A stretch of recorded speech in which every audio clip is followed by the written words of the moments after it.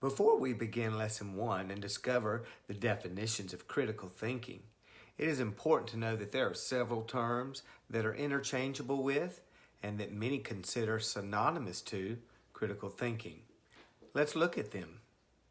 Critical thinking, higher order thinking, strategic thinking, and problem solving. You may also not be familiar with the term taxonomy. Taxonomy in this lesson refers to a scheme of classifying thinking skills. Now let's get into Lesson 1. Critical thinking definitions.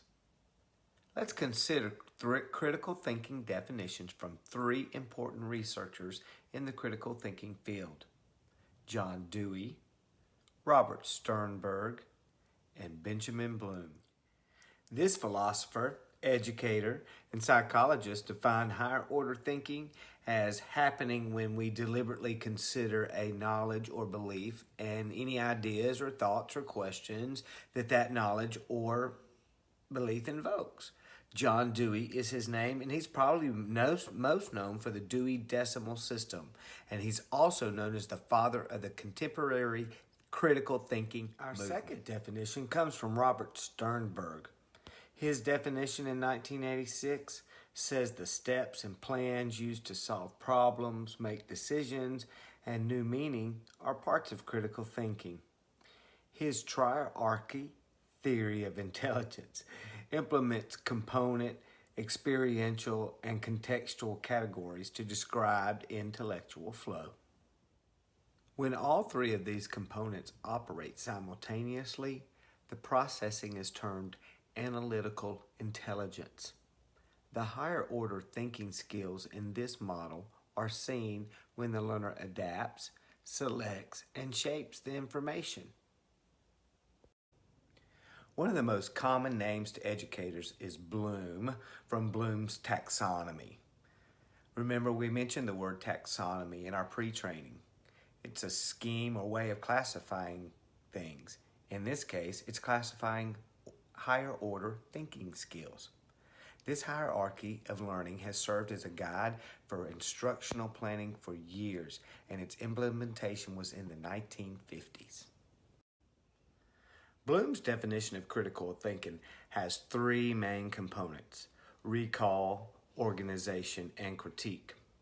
In the latest revision of Bloom's taxonomy, the hierarchy has been revised so that we see the three highest levels as analyzing, evaluating, and creating.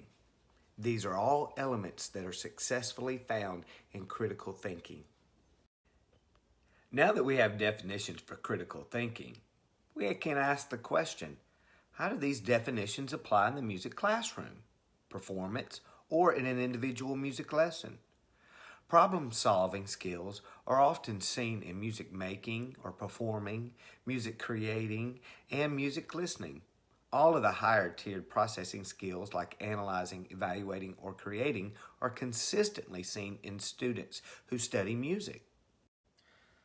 These definitions also allow music teachers and educators and researchers to validate music study and education as an important part in developing strategic thinking skills in our students. Later in our lessons, we will discover characteristics and examples of those definitions in action. Now it's time to self-assess. Can you match the researcher with their theory or foundation?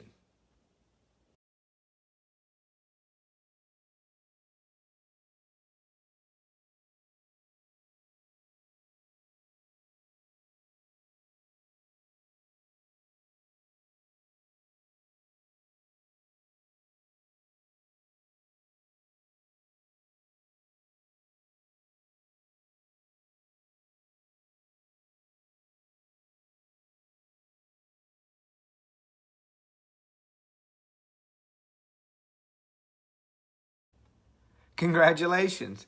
You've finished Lesson 1. Now you're ready for Lesson 2, Characteristics of Critical Thinking in Music. Just click on the picture to move on to Lesson 2.